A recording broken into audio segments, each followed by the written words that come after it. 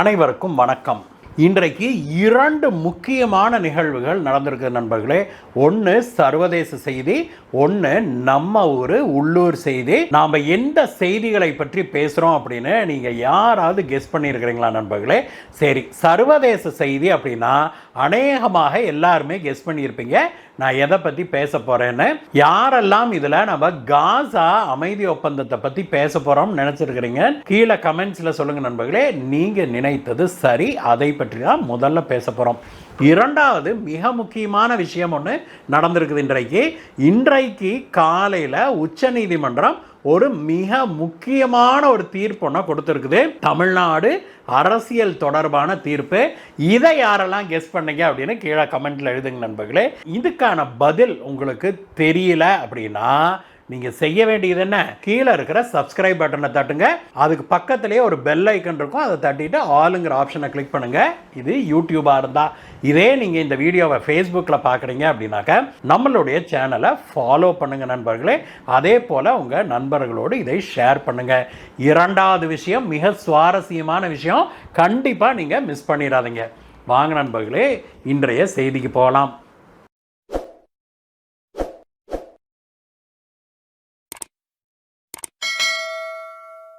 சற்று முன் அமெரிக்க அதிபர் ட்ரம்ப் இஸ்ரேல் இறங்கி இருக்கிறார் நண்பர்களே. அவர் ஏர்போர்ட்ல இறங்கிய போது இஸ்ரேலுடைய பிரதமரான பெஞ்சமின் நெத்தன்யாகும் அவருடைய மனைவி சாராவும் நேராக ஏர்போர்ட்டுக்கு அமெரிக்க அதிபர் ட்ரம்பை வரவேற்கிறதுக்கு காத்திருந்தாங்க.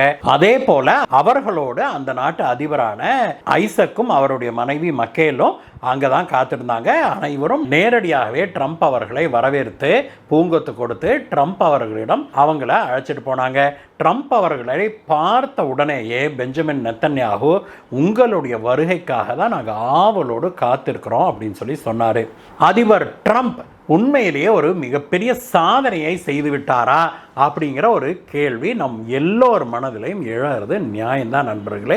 இஸ்ரேலுக்கும் காசாவை கண்ட்ரோலில் வச்சிருக்கிற தீவிரவாத இஸ்லாமிய அமைப்பான ஹமாஸுக்கும் இடையே ஒரு போர் நிறுத்த ஒப்பந்தத்துக்கு ஒப்புதல் வாங்கியிருக்கிறாரு அமெரிக்க அதிபர் ட்ரம்ப்.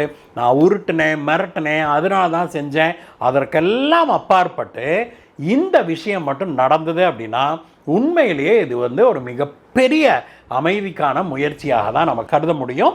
அது மட்டும் இல்லை, மத்திய கிழக்கு நாடுகளிடையே இது அமைதியை கொண்டு வரக்கூடிய ஒரு மிகப்பெரிய விஷயமாக அமையும் அப்படிங்கிறதுல எந்த மாற்று கருத்தும் இருக்க முடியாது. ஏற்கனவே நாம் இதை பற்றி டிஸ்கஸ் பண்ணியிருக்கிறோம். 20 அம்ச திட்டம் ஒன்று ட்ரம்ப் அவர்கள் முன்மொழிந்தார். அதில் முக்காவாசிய ஹமாஸும் இஸ்ரேலும் ஏற்றுக்கொண்டு அதில் கையெழுத்தும் இடுறாங்க. இன்றைக்கு அதிபர் ட்ரம்ப் முன்னிலையில் இதற்கான ஒப்பந்தத்தில் கையெழுத்தும் போடுறாங்க நண்பர்களே. இதற்கு ஏற்கனவே 2 நாடுகளும் பிரிலிமினரியாக இன் பிரின்சிபல் ஒப்புதலை வழங்கி இருக்குது. அதாவது ஒப்பந்தத்தை நாங்கள் ஏற்றுக்கிறோம் அப்படின்னு சொல்லி ஒரு இன்டரிம் அக்ரிமெண்ட்டில் அவங்க கையெழுத்தும் போட்டாங்க. அதற்கு பிறகு இப்பொழுது நேரடியாக ட்ரம்ப்புடைய தலைமையில் பெஞ்சமின் நெத்தன்யாவும் ஹமாஸுடைய தீவிரவாத இயக்கத்துடைய சில தலைவர்களும் கையெழுத்து போட போகிறாங்க. இந்த ஒப்பந்தத்தின்படி கிட்டத்தட்ட 2 நாட்களுக்கு முன்பே இஸ்ரேல் இந்த ஒப்பந்தத்தில் வரையறுக்கிற அந்த எல்லோ லைன் சொல்கிறாங்க, அந்த எல்லோ லைனுக்கு பின்னாடி தன்னுடைய படைகளை வாபஸ் வாங்கி கொண்டு விட்டது. அதே போல இன்றைக்கு அதிகாலையிலேயே ஹமாஸ் தீவிரவாதிகள் இஸ்ரேலுடைய பிணை கைதிகள் 7 பேரை அவங்க விடுதலை செய்திருக்கிறாங்க. மொத்தம் 20 பேர் பிணை கைதிகள் உயிரோடு இருக்கிறாங்க அப்படின்னு ஹமாஸ் ஒப்புக்கொண்டிருக்குது. மேலும் 33 பேர் உயிரோடு இல்லை, அவர்களுடைய உடலை நாங்கள் இஸ்ரேலிடம் ஒப்படைக்கிறோம் அப்படின்னு உறுதியும் சொல்லியிருக்கிறாங்க. இன்றைக்கு 7 பேர்த்த ரிலீஸ் பண்ணுச்சு இல்லையா ஹமாஸ், அவங்க யார் யார் அப்படிங்கிற டீட்டெயிலை 2 நாடுகளுமே வெளியிடவில்லை. அவர்களை இஸ்ரேலிடம் ஹேண்ட் ஓவர் பண்ணுச்சு ஹமாஸ் தீவிரவாத இயக்கம். இது போக மற்ற அனைவரையுமே இன்றைக்குள்ளாக விடுதலை செய்து விடுவாங்க அப்படின்னு சொல்லி எதிர்பார்க்கப்படுது. இது இஸ்ரேலில் ஒரு மிகப்பெரிய கொண்டாட்டத்தை உருவாக்கி இருக்குது அப்படின்னே பார்க்கணும் நண்பர்களே. இந்த அமைதி ஒப்பந்தம் நீடிச்சு இருக்குமா அப்படிங்கிறது ஒரு மிகப்பெரிய கேள்விக்குறி தான். அப்படின்னாலுமே கூட இந்த ஹமாஸ் பிடிச்சு வச்சிருக்கிற இஸ்ரேலியர்களை அவங்க விடுவிச்சாலே இது ஒரு பெரிய விஷயமாகவே கருதப்படுது. ஏன்னா கிட்டத்தட்ட 2 ஆண்டுகளுக்கு மேலாகுது இந்த போர் தொடங்கி. ஆனால் இதுவரைக்கும் இஸ்ரேலால் அந்த பிணை கைதிகளை விடுவிக்க முடியவில்லை அப்படிங்கிற பார்க்குறோம். இதுக்கு முன்னாடி சீஸ்ஃபயர் போட்டப்பெல்லாம் ஒரு சிலரை விடுவிச்சுட்டு அதுக்கப்புறம் ஹமாஸ் வந்து தன்னுடைய பழைய நிலைப்பாட்டுக்கு புத்தியை மாற்றிக்கிட்டு போனதையும் நம்ம பார்த்தோம். இந்த முறை ட்ரம்ப் வந்து ரொம்பவுமே மிரட்டிக்கிட்டு இருக்கிறாரு ஹமாஸை அப்படிங்கிறது தெளிவாகுது.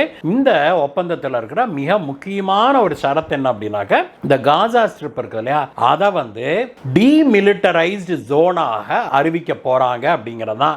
அதாவது காசா ஸ்ட்ரிப்புக்குள்ள எந்த விதமான இராணுவ நடவடிக்கைகளும் இருக்கக்கூடாது அப்படிங்கிறதான் இந்த ஒப்பந்தத்தின் மிக முக்கியமான ஷரத்தை. ஹமாஸ் தீவிரவாத இயக்கம் தங்களுடைய இராணுவ தளவாடங்கள், மிசைலு, ராக்கெட்டு, துப்பாக்கி, குண்டு எது இருந்தாலும் சரி அதையெல்லாம் வந்து இஸ்ரேல் கிட்ட ஒப்படைச்சிட்டு அவங்க வந்து உடனடியாக அமைதி பாதைக்கு திரும்ப வேணும் அப்படிங்கிறது இதில் மிக முக்கியமான கண்டிஷனு. அதில் இன்னொரு கண்டிஷன் என்னென்னா, இஸ்ரேல் வந்து அந்த தீவிரவாத இயக்கத்தை சேர்ந்தவர்களாகட்டும் அல்லது காசாவில் குடியிருக்கிற பொதுமக்களாக இருந்தாலும் கூட யாரெல்லாம் அந்த காசா ஸ்ட்ரிப்லேருந்து வெளியேறோம், வேறு நாடுகளுக்கு போகிறோம் அப்படின்னு சொல்லி சொல்கிறாங்களோ அவங்கள எந்த தடையுமின்றி விடுவிக்கணும், அவங்கள வெளியில் போகிறதுக்கு அனுமதிக்கணும் அப்படிங்கிறதும் இந்த ஒப்பந்தத்தில் ஒரு அம்சமாக இருக்குது. இதற்கு பிறகு இன்னொன்றும் இருக்குது. அது என்னென்னா, காசா ஸ்ட்ரிப்பில் ஒரு அமைதிப்படையை கொண்டு வந்து நாங்கள் நிறுத்துவோம் அப்படின்னு சொல்லி ட்ரம்ப் அறிவிச்சிருக்கிறாரு.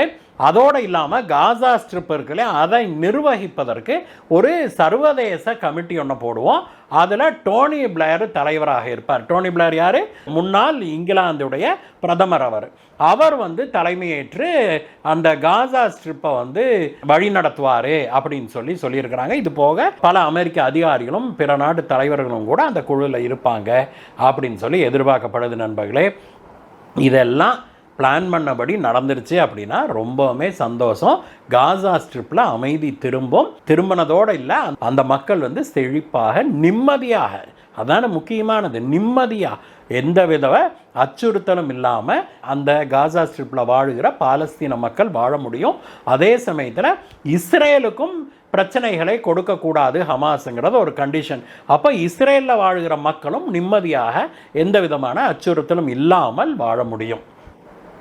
ஐடியல் சிச்சுவேஷன் அப்படின்னா இதுதான். எல்லாரும் அவங்களும் ஒப்பந்தப்படி நடந்துக்கிட்டாங்க அப்படின்னாக்க இந்த மாதிரியான ஒரு நல்ல சினாரியோவை நம்ம பார்க்க முடியும் நண்பர்களே. ஆனால் இதெல்லாம் வந்து இப்படி நடக்குமா அப்படின்னு பலரும் கேள்வி கேட்குறாங்க. அதற்கு மிக முக்கியமான காரணம் என்ன அப்படின்னா, ஹமாஸ் தீவிரவாத இயக்கம் அவ்வளவு எளிதில் தன்னுடைய துப்பாக்கிகளை ஒப்படைக்காது, காசா ஸ்ட்ரிப்புடைய கண்ட்ரோலை விட்டு கொடுக்காது அப்படின்னு தான் பலரும் நம்புகிறாங்க. அது வந்து எந்த அளவுக்கு ஹமாஸ் இறங்கி போகும் அப்படிங்கிற பொறுத்து தான் இந்த அமைதி ஒப்பந்தமே எந்த அளவுக்கு நடைமுறைக்கு வருது அப்படிங்கிறது நமக்கு தெரிய வரும். இதில் இருக்கிற இன்னொரு ஷரத்து என்ன அப்படின்னாக்க, ஹமாஸ் தீவிரவாதி இயக்கம் அந்த காசா ஸ்ட்ரிப் முழுக்க டனல் தோண்டி வச்சுருக்கிறானுங்கள, காங்கிரீட் டனல் போட்டு வச்சுருக்கானுங்களா, அதையெல்லாம் மூட வேணும் அப்படிங்கிறது ஒரு மிகப்பெரிய கண்டிஷனு. அதுக்கும் ஹமாஸ் ஒத்துக்குவானுங்களா? ஹமாஸுங்கிறது ஒரு இஸ்லாமிய தீவிரவாத இயக்கம். அவங்களுடைய குறிக்கோளே இஸ்ரேலுங்கிற நாடே இருக்கக்கூடாது. இஸ்ரேலி அப்படி, அதாவது இஸ்ரேல் நாட்டை சேர்ந்தவர்கள் யூதர்கள் யாருமே உயிரோடு இருக்கக்கூடாது, அனைவரையும் அழிக்கணும் அப்படிங்கிறதான் இவனுங்களுடைய கொள்கை. இத்தனை நாட்களாக இதுதான் கொள்கையாக இருந்திருக்குது. காசா ஸ்ட்ரிப்பில் நீங்கள் இந்த டாக்குமெண்ட்ரி ஆன்லைனில் கூட இருக்குது நண்பர்களே. அந்த டாக்குமெண்ட்ரி பார்த்தீங்கன்னா தெரியும், இதில் இருக்குது, டிஸ்கவரியிலேன்னு நினைக்கிறேன், நான் பார்த்தேன். அதை பார்த்தீங்கன்னா கூட தெரியும், காசாவில் வாழ்கிற மக்களை, குழந்தைங்கள சின்னதுலேருந்தே அவங்க பிரெயின் வாஷ் பண்ணி வளர்த்துறதே என்னென்னா அவங்களுடைய வாழ்க்கை குறிக்கோளே ஆவதுதான். அந்த வார்த்தைகள்லாம் உங்களுக்கு தெரியும் இல்லையா, அந்த இஸ்லாமியர்கள் என்னென்ன சொல்லி இவங்களை தூண்டி விடுறாங்கன்னு. அதனால் சின்ன குழந்தையிலிருந்தே அவங்களுக்கு சொல்லி கொடுக்கறதே இந்த இஸ்ரேலை நாம் முடிச்சு கட்டிட்டு நாம் முழுக்க இந்த நாட்டை ஆக்கிரமிக்கணும் அப்படிங்கிறதான். இப்படி பிரெயின் வாஷ் பண்ணி வளர்த்தப்பட்ட அந்த இளைஞர்கள் எப்படி மாறுவாங்க, அவ்வளவு சீக்கிரம் டக்குன்னு மாறிடுவாங்களா அப்படிங்கிறதுக்கெல்லாம் நமக்கு காலம்தான் பதில் சொல்ல வேண்டும். ஆனால் கடவுளிடம் நம்ம கேட்டுக்கிற ஒரே விஷயம் இதுதான், உலகத்தில் அமைதி நிலவ வேணும் அப்படிங்கிறதுக்காகத்தான் எல்லா நம்பிக்கையும் இருக்குது, எல்லா மார்க்கமும் அதை நோக்கி தான் போகுது. ஆனால் ஏன் இந்த ஹமாஸ் தீவிரவாதிகள் இந்த மாதிரி பிறரை அழிக்க வேணும், இன்னொரு நாட்டை அழிக்க வேணும், ஒரு இன மக்களை அழிக்க வேணும் அப்படின்னு தங்களுடைய பிள்ளை குட்டிகளுக்கெல்லாம் பிரெயின் வாஷ் பண்ணுறாங்க அப்படிங்கிறதான் மிகப்பெரிய கேள்வியாக இருக்குது. அதெல்லாம் மாற வேணும். இப்படி பிரெயின் வாஷ் பண்ணப்பட்ட குழந்தைகளும் நாளைக்கு நல்லவர்களாக மாற வேணும், வாழ வேணும். அங்கே இஸ்ரேலும் பாலஸ்தீனமும் அமைதியாக வாழ வேணும், ஒற்றுமையாக அண்டை நாடுகளாக நல்ல நண்பர்களாக வாழ வேணும் அப்படிங்கிறதான் நம்முடைய அவாவாக இருக்குது. இன்றைக்கு கையெழுத்து போடுறாங்களே இந்த ஒப்பந்தத்துக்கு, அதற்கு இந்தியாவுக்கும் ஒரு சிறப்பு அழைப்பு இருக்குது நண்பர்களே. பாரத பிரதமர் திரு நரேந்திர மோடி அவர்களுக்கு சிறப்பு அழைப்பு ஒன்று விடுத்திருந்தார் இஸ்ரேலுடைய பிரதமர் பெஞ்சமின் நெத்தன்யாஹூ. ஆனால் இன்றைக்கு பிரதமர் மோடி அவர்களோ நம்முடைய வெளியுறவுத்துறை அமைச்சர் ஜெய்சங்கர் அவர்களோ போக முடியாத ஒரு சூழ்நிலை இருக்கிறதுனால அவர்களுக்கு பதிலாக நம்மளுடைய வெளியுறவுத்துறையுடைய துணை அமைச்சர் இருக்கார் இல்லையா, அவர் இன்னைக்கு இஸ்ரேல் போறாரு. அந்த கையெழுத்து போடும்போது இந்தியாவின் சார்பாக அவர் கலந்து கொள்வார் அப்படின்னும் நமக்கு தெரிய வருது.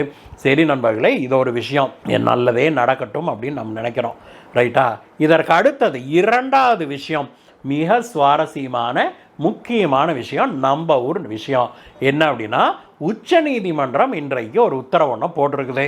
என்னன்னா, கரூரில் விஜய் அவர்களுடைய டிவிகே பார்ட்டியுடைய மீட்டிங் நடந்தபோது ஏற்பட்ட ஸ்டாம்பீடில் தள்ளுமுள்ளில் கிட்டத்தட்ட 41 பேர் உயிரிழந்தாங்க இல்லையா, அதற்கு சிபிஐ விசாரணை வேணும் அப்படின்னு சொல்லி விஜய் அவர்களுடைய கட்சி உச்சநீதிமன்றத்தில் மனு போட்டிருந்தாங்க. அதை ஏற்றுக்கொண்ட உச்சநீதிமன்ற நீதிபதிகள் இந்த வழக்கை சிபிஐக்கு மாற்றி உத்தரவிட்டிருக்கிறாங்க. அதில் ஒரு ட்விஸ்ட் என்னன்னா, 2 ஐபிஎஸ் ஆஃபீஸர்கள் இருக்க வேணும். அவர்கள் தமிழ்நாடு கேடராக இருந்தாலும் பரவாயில்ல, ஆனால் தமிழ்நாட்டை சேர்ந்தவர்களாக இருக்கக்கூடாது. வெளி மாநிலத்தை சேர்ந்த 2 ஐபிஎஸ் ஆஃபீஸர்கள் இருக்க வேணும்.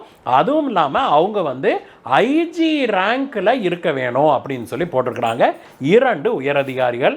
இந்த 2 பேரோட சேர்த்து இன்னொரு ஜட்ஜ் ரோஸ்டோகியையும் இந்த குழுவுடைய உறுப்பினராக நியமிச்சிருக்குது உச்சநீதிமன்றம்.